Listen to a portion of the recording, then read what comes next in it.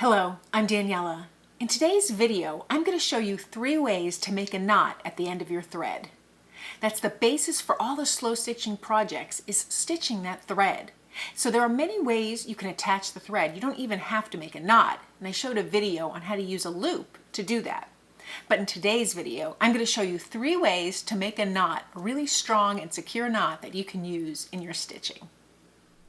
So the first method can be used by either doubling your thread just around the needle by taking both ends together and pulling it down, or just a single thread. I tend to use the single threads the majority of the time. All you want to do is take the end, wrap it around 2 of your fingers, and slide it through to make that knot. And then to get a thicker one, you do the same thing again, and you're trying to match up where those knots go. You'll get a lot of practice doing it this way, and it does become second nature. But it is very labor intensive, so I'll show you 2 other methods as well. Now for the second method, you can double your thread or just use a single strand.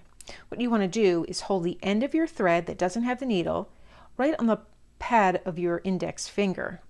And then you're going to take your thread and your needle and take the eye of the needle and pinch it between your thumb and your index finger. Then you're going to take that loop of the thread and wrap it around 2 or 3 times, depending on the size knot that you want.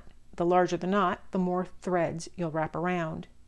Then you're going to slide everything together and just slide your needle out, and you're just going to pull that thread through. Again, I use my index finger and my thumb to hold it together. Then I have a beautiful and easy knot at the end of my thread. Now for your last method, you could use a single or double thread again. I'm going to use a double thread, so I'll just find both ends, make my nice little even thread here with my needle at the other end. I'm going to take the double end here and hold it right on my index finger. And then I'm going to gently loop around my thread, so I've made a little X with that loop. From there, I'm just going to roll it off of my thumb and forefinger and slide it down. And then I have a very nice, neat little knot at the end that I can use for my sewing.